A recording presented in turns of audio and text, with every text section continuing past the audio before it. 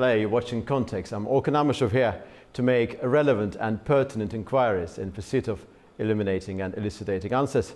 Azerbaijani-Russian relations have remained in a state of crisis since the 25th of December Azal airplane crash, widely believed to have been caused by external interference in Russian airspace. What began with the downing of that aircraft and was particularly exacerbated by the deadly raid in the Russian city of Yekaterinburg, which led to the deaths of 2 ethnic Azerbaijanis and is viewed by Baku as tantamount to ethnically motivated extrajudicial killings, has now assumed a linguistic and perhaps even terminological dimension. Against the backdrop of a series of legal and diplomatic measures taken by both Moscow and Baku in response to each other, on the 31st of July, Russian Federation state news agency TASS published an article in which the Soviet-era name of the city of Khankendi in Azerbaijan's Karabakh region was used, in contradiction of the established convention and ignoring sovereignty-related sensibilities. Baku, at the level of the foreign ministry, naturally reacted and responded with a measure of indignation. Simultaneously, Azerbaijan's state news agency Azetaj issued a strong statement condemning the usage and warning of reciprocal action. It signaled the possible reintroduction of historical names for a number of Russian cities, most of which, most notably and rather intriguingly, are of Turkic or Germanic extraction. All this is unfolding at a time of profound global transformation, whilst Armenia and Azerbaijan inch closer to a long-awaited peace agreement with vast implications not only for the South Caucasus but also for the wider region, including Central Asia, where a decline in Russian influence is increasingly observable. My guest today believes that if Armenia and Azerbaijan cease working against each other and instead join forces for their common and collective good, this could actually mark the true beginning of independence and sovereignty for the region as a whole. Joining me now in the studio is Emin Milli, founder of the Restart Initiative. What a great pleasure to welcome you here, Emin. Thank you. Well, at the beginning introduction, I said that I'm going to ask pertinent and relevant questions in order to be able to hear elucidating answers. So I'm going to ask relevant questions. The first relevant question is about the Restart Initiative. Could you explain to us the essence of what this organization stands for? So Restart Initiative has been founded several years ago, and we started with Armenia-Azerbaijan dialogue.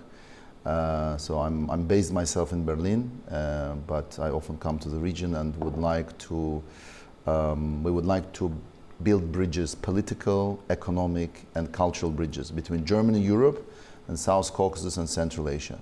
So one of our first projects, it was exactly building bridges between Armenia and Azerbaijan and exactly in the field of economic connectivity. So we organized about 8 dialogues with experts on energy, transport, water management, and sometimes it's very heartbreaking and very exciting because there have been no really meetings of people who manage water in Armenia and Azerbaijan for 30 years. So these people come together, they discuss how we can work together, how we can build projects together after peace agreement will be signed. So we have been working on this within the last 2-3 years. We also organized political dialogues between Azerbaijani and Armenian experts in Bundestag 2 times, also in the Ministry of Foreign Affairs in France. We have been doing these projects with support and in cooperation with our German partners, Heritage School and Candid Foundation. And it has been also, our work has been funded by European Union, US, UK, German government. So this is briefly what we're doing. That's fantastic. I mean, so Restart is about restarting certain things. Certain things were not in place before. We are at the beginning of something very new. And that something new is very relevant to what I said during my introduction. This region is changing. Azerbaijan and Armenia are very close to signing a peace deal. There will be massive ramifications. We noticed some sort of element of perceptible decline in Russian influence. It's not necessarily reversible, but it has been recalibrated. Azerbaijan's relation with Central Asia also changing. And there's a sense in this country, and you attend the Shusha Global Media Forum, that we matter a great deal, So our own sense of importance has changed. But quite often what happens, your own importance, your own perception of your own worth may not be commensurate with the external observation. And you've been observing this country for many years from outside, from Germany.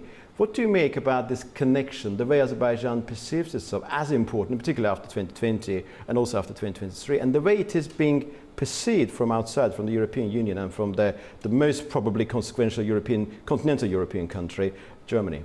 You know, I was a guest for the first time recently at the third global Shusha Media Forum, and you know, the vibrations of this forum, you know, went globally, regionally. There are still articles, comments, discussions that happened at that forum are going around the world.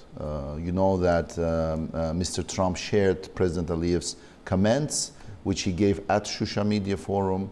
You know that the entire Russian public sphere, media, and bloggers, they started attacking Azerbaijan. The Mr. Guzman, who was working for TASS, has been dismissed from his position after. And then there was this article. Yeah. So there was a lot of things are happening. There were also articles like in Zenit. This is one of the leading magazines, by the way, also our partner. It's connected to Candid Foundation. And they wrote article about the growing importance of Azerbaijan in the Middle East. So if we look at all of this, and if we analyze how Azerbaijan positions itself now, even with Russia, you know, it demands more respect. And I am sure, I want to hope also that Azerbaijan will be able to fix its relationship with Russia, because, you know, we do not want to be in a war or in any you know, conflict. I think neither Russia nor Azerbaijan needs it, but Azerbaijan's weight is growing, Azerbaijan's influence is growing, and Azerbaijan demands respect. And this is important not just for Russia-Azerbaijan relations. You know, I live in Germany, I have dual citizenship, I have German and Azerbaijan citizenship. So for me, also personally, it's important that, you know, there is peace and stability and prosperity both in Azerbaijan and in Germany.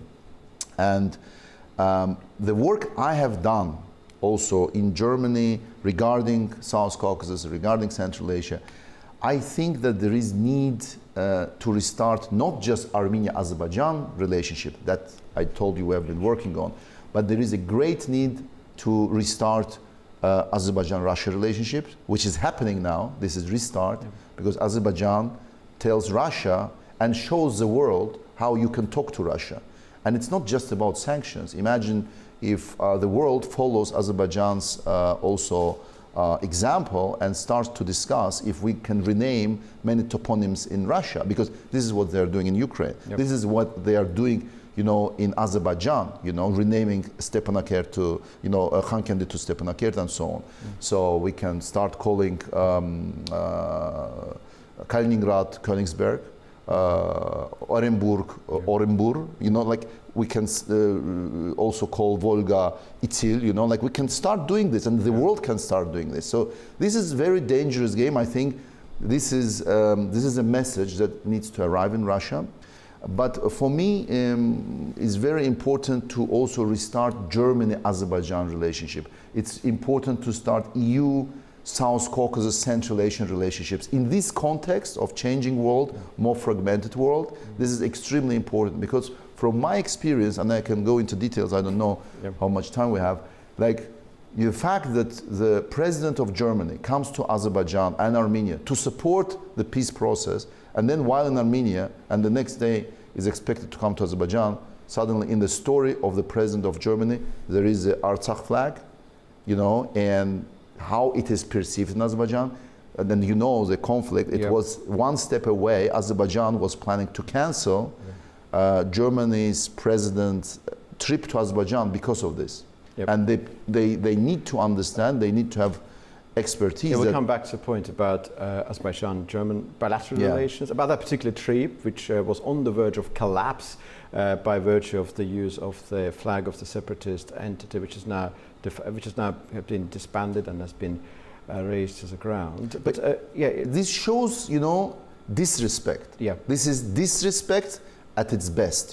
This should be restarted. And this issue, this is when I say we need to restart these relationships. I think that both in these capitals, it needs, first of all, this change of, okay, they understand in regard to Russia, but things change regionally, globally.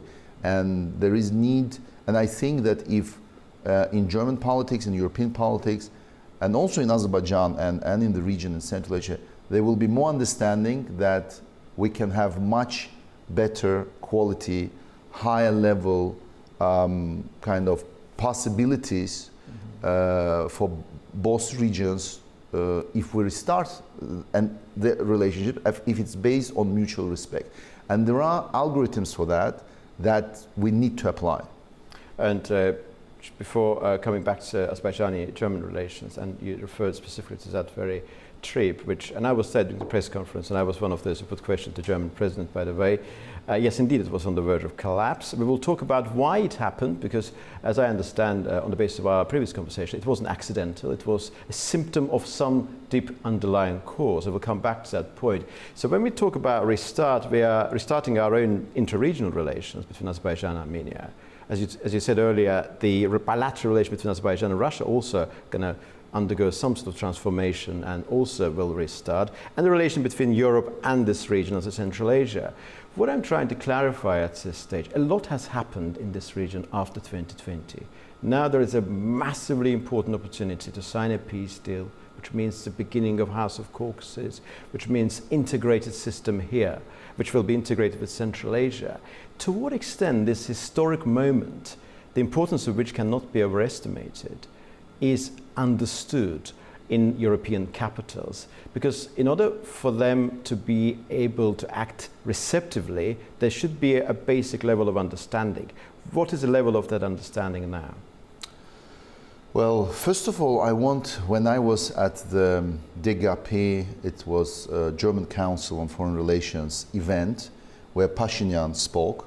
So I asked a question to Pashinyan, and this question was about him and President Aliyev. I said, you meet President Aliyev so often, you're trying to negotiate peace agreement, but what I see lacking personally is the message that you would, and the argument in Azerbaijani and Armenian media and in global media that you would put out there, showing to the people in Azerbaijan and Armenia what is exactly are these two nations going to gain from peace agreement. Could you remind us the date of that particular? It was a year or two ago. Like okay. It's on YouTube. Like if you write, and I remember that interview. But it's my question to Pashinyan. Yeah, mainly question to Pashinyan. If you write it, it will come out. Sure.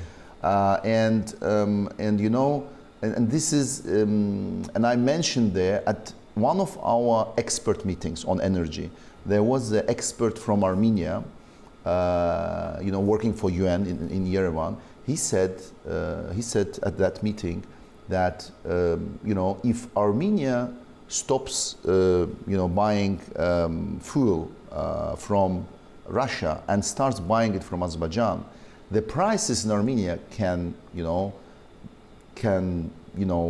come down significantly, maybe 2 times less. You know what kind of impact is going to have on all of the prices in Armenia. So there is a lot to gain from this, and I think that both in Azerbaijan and Armenia, the population needs to understand it, and I think governments and media need to communicate, because especially when we are hopefully now closer to signing these agreements than ever before. When we come to Germany and to European capitals, I see big problem, because I've been working in this field for the last several years myself. And I have good partners in Germany, like Cadet Foundation, like Heritage School. They are doing amazing work. They are helping us and supporting us, and as partners together with our Armenian, German, European, Azerbaijani partners, we're building these small bridges between these two divided nations, and we know this healing process will take a long time, sure. But we're working on this. But unfortunately, there are sometimes foundations, think tanks, or politicians in Germany that are hurting this process. And I believe they think they're helping, but they're really hurting. I will give you an example. I came once to Mr. Stefan Meister. He's working for German Council on Foreign Relations.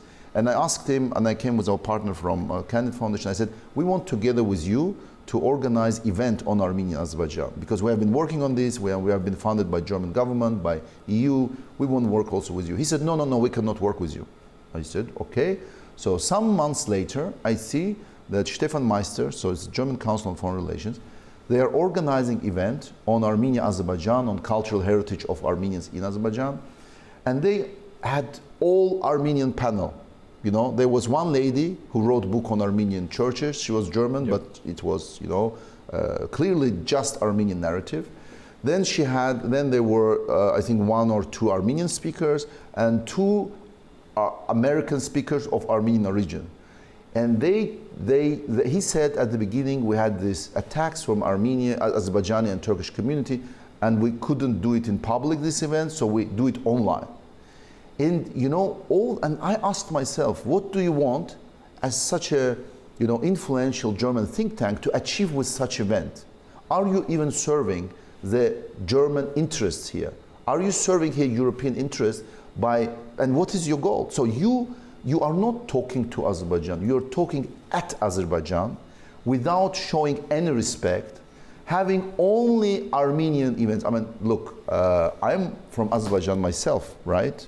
Originally, and when I organize events, I invite 1 Armenian expert and 1 Azerbaijani expert. I don't do propaganda events, but you are a German Council on Foreign Relations. So you're effectively having a debate about Azerbaijan without Azerbaijanis being involved, with all the participants being Armenians, and that is described to be a sort of free, inclusive debate. Is that what happened there? Yeah, and I think this thinking that Stefan Meister brought here, he brought it from Heinrich Böll Foundation.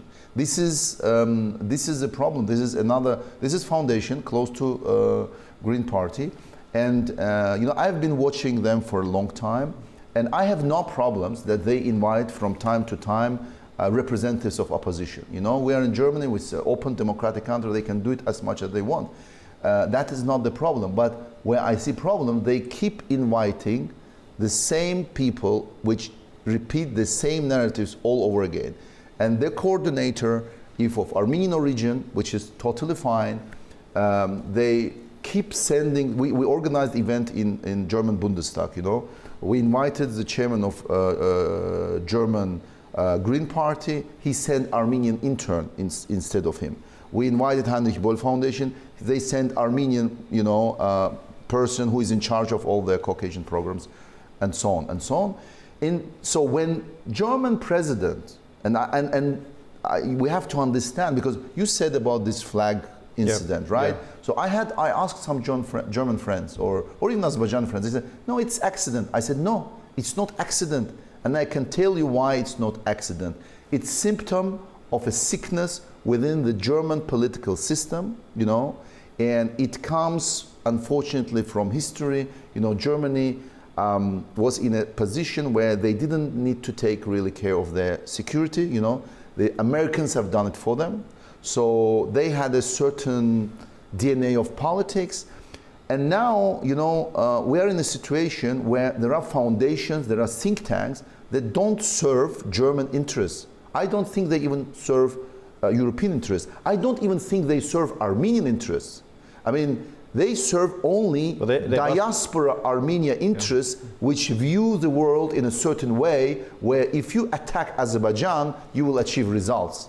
And you know what? It's time to wake up, I think, in Germany, and I've been silent on this issue for several years, because I was still thinking and trying to understand, what is this? Is this coincidence? Is this accident? Is this, maybe it just happened? But when you see this is continuously happening, but there are some deeper causes. There are this problem has roots, you know, and it has this explanation. And in my view, I think it's high time that new German government, you know, that we have been listening and we have been watching that, you know, Merz is now building the biggest army in Europe, you know, which it needs to do, you know, to protect Europe, to protect Germany.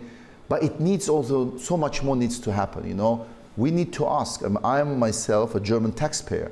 I want to know why these foundations are acting like this. So in the countries where they can create allies, especially now within this geopolitics that is revolving, this relationship, you know, all these people have been accusing Azerbaijan that Azerbaijan almost ally of Russia, you know. Where are these people? Where are these experts? Where are these articles now?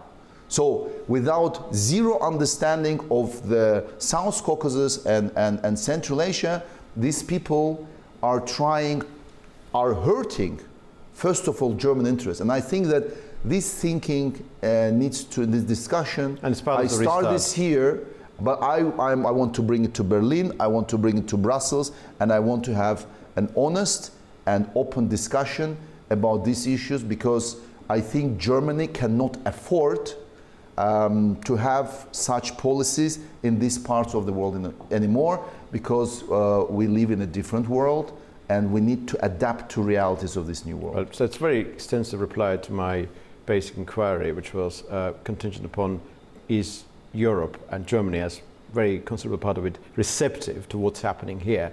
It looks like that it has not been receptive, but it may potentially be. It is mixed. I would say it is mixed, because I have partners, I have organizations, I have politicians. You know, another example. So there was, for 2 years, I was writing letters to members of Parliament of Germany, where we wanted, together with our partner Heritage School, to organize, or Candid Foundation, to organize an event in Bundestag, right, in Parliament. So they either were not answering or refused to meet, you know. And I ask myself, why, you know, I'm talking with you about members of South Caucasus Parliamentary Group. So, and it has been hard. And finally, thanks God, I could meet one Green member of Parliament, and she was very nice, and we organized the event, and everyone was happy. And that was there, and our job to inform, you know, German public about what's happening, for example, in South Caucasus, right? And nobody complained from Armenia, Azerbaijan. That was a propaganda event, you know. So I think there is a need to find, to continue this work, to find the right people. But I was thinking before, until this moment, I was thinking that maybe we need to do this work, you know, behind the closed doors. But I think now it's time to take this topic to the public, because I want to challenge the institutions in Germany and in Europe. It's high time to reconsider, to restart relationships between Germany and European Union, South Caucasus, Central Asia. And I hope the restart will make its humble contribution in this direction. Thank you very much. All of your explanations are part of that restart philosophy. It looks like that on the basis of what you said, something is underway there, but it's not complete yet. And I would like to connect what you just said with the developments here, and also what may come as a result of it. So Germany is now, looks like changing, it's becoming even more prominent, sort of getting rid of the sort of the elements that used to constrict it before. Because when you talk to any German person about why Germany is not as influential on the global stage as France or United Kingdom, they always say that our legacy is bad. We have we have a past, and we need to overcome that past. So what happened between 1933 and 1945? Before these latest elections in Germany, I read one paper wherein the argument was that Germany, for some considerable time, had been relied on three fundamental things. One is, of course, American security. Germany wasn't self-sufficient in terms of security. Russian gas, number two, and also Chinese markets. What do you make of that three tripartite dependency thing, and how will that change? Well, I have been observing the German politics for some time, and I can tell you that the German political elite is adapting, will have to adapt to what's going on in Europe and globally. And it is adapting. I think the process is going on. I hope that something that Germany has been attacked on by the, the right extreme forces in Germany and in Europe and globally could become also the strengths of Germany. And let's look at people like myself. So I'm originally from Azerbaijan, and I still hold citizenship of Azerbaijan, but I also became a German citizen, and I understand perfectly well these two worlds, these two different universes, and I see it also personally as very rewarding to be able to explain in Germany and in Europe how we can do better in the South Caucasus and Central Asia, and vice versa. I think that this 70, 80 years of, secure life at cost of Americans created a certain elite in Germany. And this elite has to change. It has to look at realities of today's world. It cannot afford, you cannot be a minister of, foreign affairs of Germany and call the head of another country a dictator, which Annabella Baerbock said in regard to the Chinese leader. Yeah. There are human rights organizations, there are maybe journalists, but not the minister. It is really, really, for me, it's very sad. Do you believe that it's also sort of a patronizing as well, that they shouldn't be part of the and I'm shocked because, I recently, by the way, I organized a Restart Initiative, organized in cooperation with the Embassy of Uzbekistan in Germany, in Berlin, Germany-Uzbekistan Business Forum. So we had about 100 German business people in the room, with the governor of Fergana, with ambassador of Uzbekistan, and I said something that there were a lot of applauses of German business people there. I said German politicians should support German businesses abroad. Okay, they should not hurt their interests. They should not hurt Germany's interests there.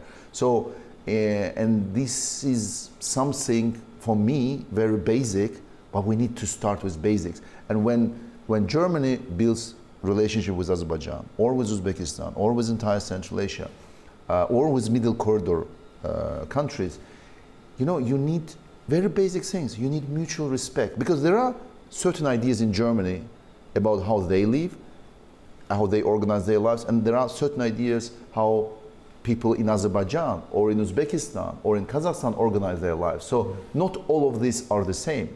And I think to build the bridges, to build higher quality of cooperation, higher level of cooperation, and maybe strategic cooperation, we need to recognize that there may be different ideas about how we build our lives, but where we can work together, we should work together, and where we maybe don't like working together or can't have different ideas about it, we should leave it. We should leave it. We should not come to each other and say... It's not a value-based relationship, as I understand. Sorry? It's not a value-based relationship. It's more like practical exigency-based relationship. If you talk about values, if you talk about family values, it's one thing in Azerbaijan and it can be different thing in Germany. And I don't think that someone from Germany should come and patronize anyone in Azerbaijan about family values, or anyone from Azerbaijan should go to Germany and patronize them about how they should build their parliament or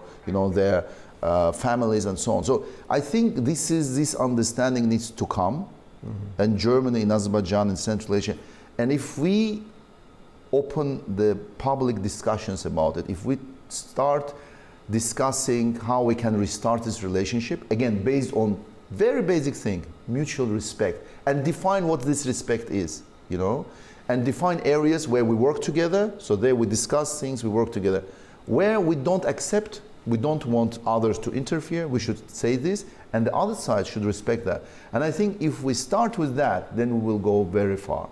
It's very interesting. The reason why I talked about value-based relationship, if you go back to what European Union officials say, Ursula von der Leyen and some other personages, there's always emphasis on that. We have certain values, there is a degree of desire to export those values. We see it in particular in the context of the enlargement of the European Union. This restart... Can I say... But I would ask... Let me to finish. This restart seems to look at this particular moment in a completely different way. Can I... Like, if we take Germany, so I would ask, for example, Mr. Merz, or I would ask the chairman of the Green Party, do they have the same values with AfD? Naturally. It's one parliament, it's one country. Do they have the same values? Well, they probably believe that. So that how can you say that even all of the Europe, even one Germany, they don't have similar values even in one country? And how can you export? You know, exporting values abroad, as Afghanistan, Iraq showed, is not the best way for development, you know. I studied myself state and development, society state and development in SOAS in London, and I really studied how this, you know, economic and political changes happen or not happen, on which level they happen or don't happen in Latin America, in Africa, in Central Asia.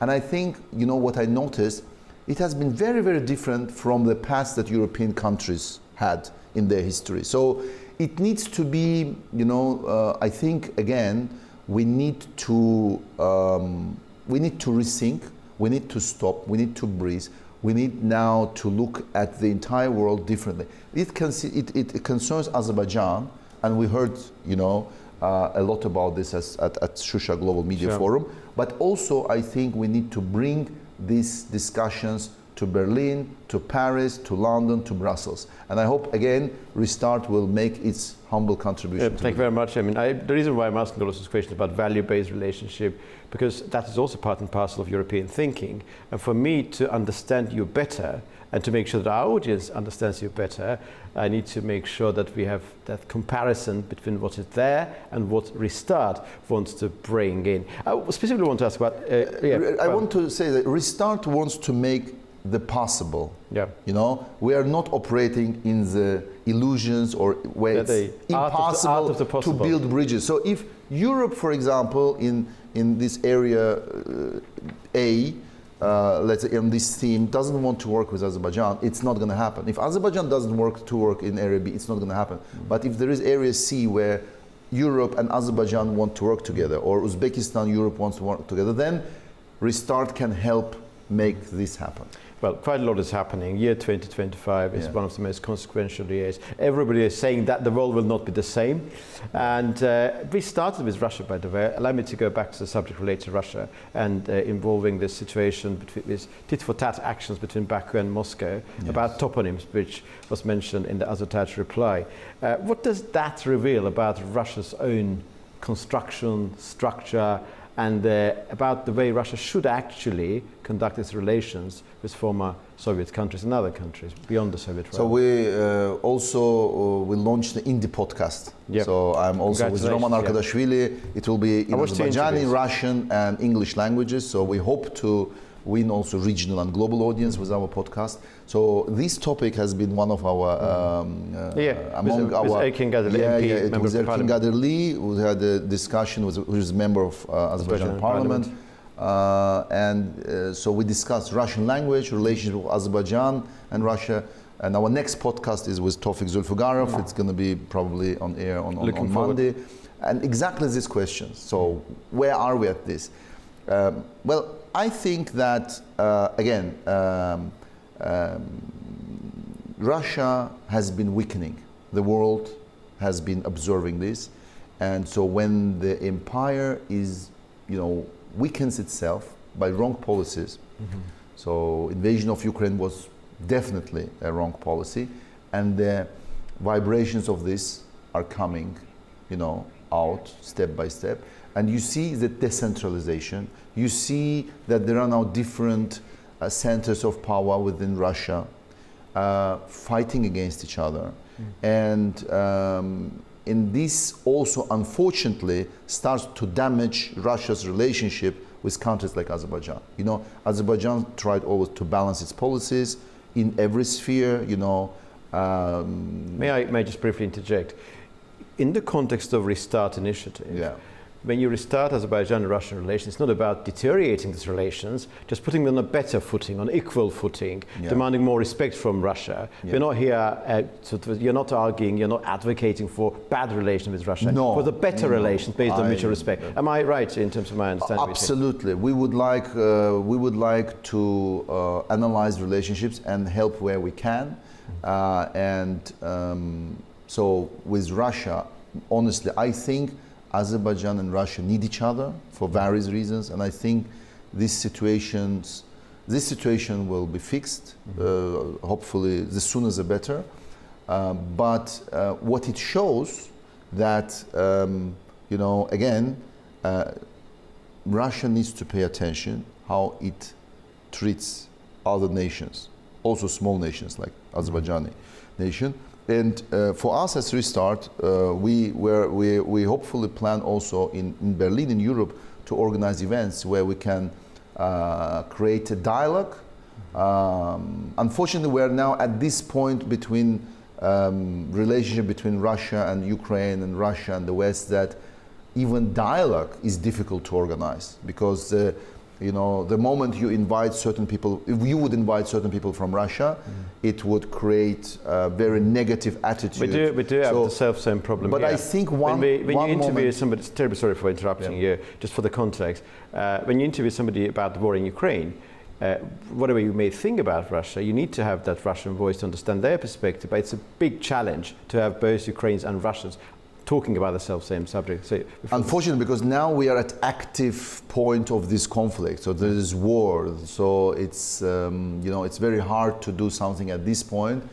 But hopefully, one day the ceasefire will come, and then maybe restart with having our experience in South Caucasus and Central Asia.